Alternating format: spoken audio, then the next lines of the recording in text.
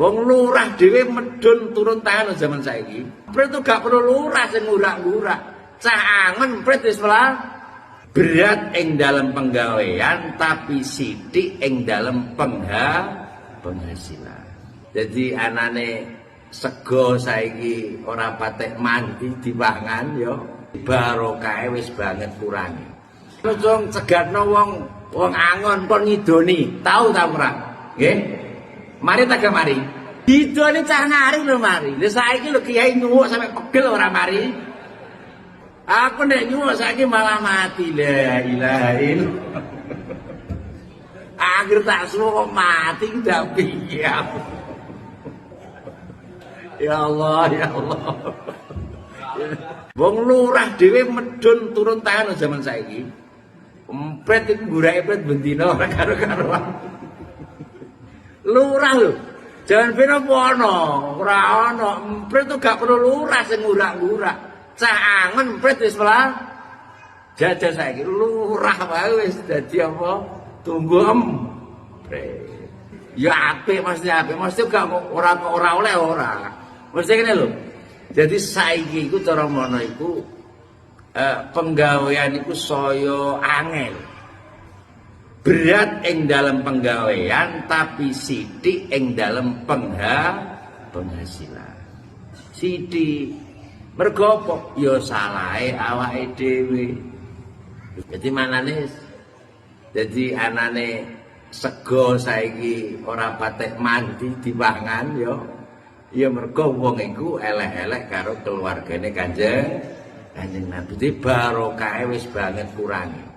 Kapan wong wis gelem elek-elek karo ahlu bait karo dzurriyahe Kanjeng Nabi, barokah bumi iki bakal dijago.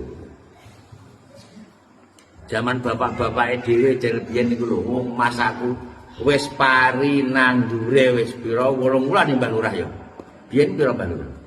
6 bulan. Ngono iku lho rumangsaku iku. Uripe masaku yo nyaman-nyaman saja nggih. Tenan iku lho. Bengi niki nganggo widik nang ngarep omah niku sampe dalu dopetan ngono kuwi. Ora mikir mergawe ngongkok yo ora masaku. Padahal 6 bulan tapi yo cukup-cukup wae.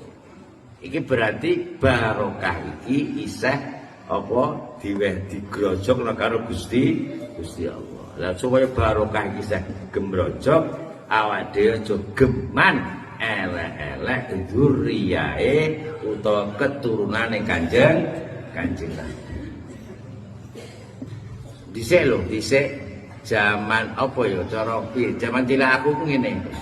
Nek ana bocah cilik panas lho apa saelingku. Nek gak kleru lho ya.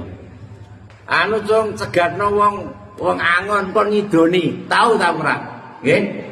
Mari tak mari. Apa, Mbak? Ya pokoke ngono kuwi. Didone cah nari lho mari. Lah saiki lho kiai nyuwuk sampe pegel ora mari.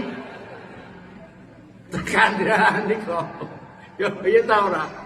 Aku nek nyuwuk saiki malah mati. La ilaha illallah.